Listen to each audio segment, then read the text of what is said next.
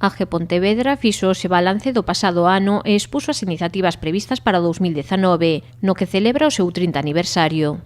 O seu presidente mostrouse satisfeito polo incremento do 16,6% no número de asociados, que se sitúa en torno aos 150. Pablo Fernández explicou que entre os obxectivos para os vindeiros meses está a ampliación da sede de Vilagarcía e a apertura do espazo para emprendedores no Porto de Marín, que contará con zonas ou cooking. Estamos intentando ver la posibilidad de ampliar el espacio de Villagarcía, porque hemos tenido muchas solicitudes para cubrir el espacio que tenemos actualmente, que es en la autoridad portuaria. Estamos negociando con esta administración a ver si es posible aumentar el espacio para darle servicio a todas las solicitudes que tenemos en Villagarcía, y creemos que de un momento a otro ya lo comentamos varias veces, y es un proyecto que se está alargando mucho en el tiempo, que es la apertura del espacio de Marín. Ya tenemos cerradas las bases con el Ayuntamiento de Marín, estamos haciendo una selección de personal y yo creo que la apertura es inminente. Sobre o tecido empresarial da cidade, Fernández explicou que está demasiado centrado no sector servizos, polo que sería necesario fomentar o emprendemento noutros eidos. Yo creo que en Pontevedra el sector servicios pesa demasiado, entonces yo creo que deberíamos de apostar por intentar atraer a empresas. No tiene por qué ser empresa pesada, ¿no? Por ejemplo, estábamos hablando que el comercio se está viendo afectado por el comercio online. Pues podríamos intentar apostar por la logística, ¿no? Que podría ser un sector de futuro que hoy en día ya es una realidad, y que Pontevedra tiene una situación estratégica muy buena, ¿no? Es por ponernos un ejemplo, ¿no? O presidente de AGE explicou que Pontevedra deixou de ser nos últimos anos o referente comercial da comarca.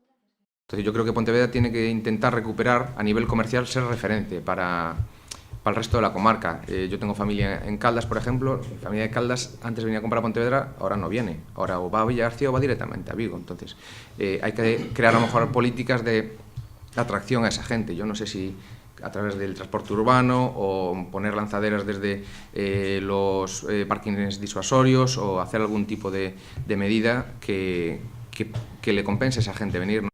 Insistiu na necesidade de modernización do comercio, que cada vez está máis ameazado polas propostas online. No puede ser que tengamos el camino Xacobeo que pasa por la ciudad y que todos los comercios que están en esa ruta no estén geolocalizados en el Google Maps, por ejemplo. Sería mejor bueno pues lanzar una pequeña campaña. Yo sé que al final un autónomo como nosotros no tenemos tiempo para nada, no tenemos tiempo para dedicarnos a redes sociales, etcétera, etcétera. Entonces, si se agrupan todos, o si se lidera desde el Concello a lo mejor una iniciativa para modernizar el comercio a nivel electrónico, pues tenemos alguna cierta ventaja.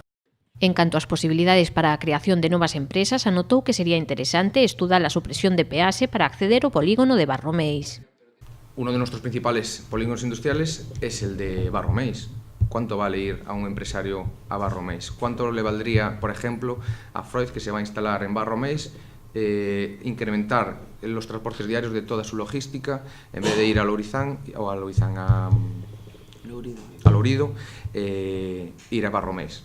¿Por qué no vamos a intentar poner, nosotros ya lo demandamos, por qué no se puede poner gratuito para el polígono industrial de Barromeis el peaje?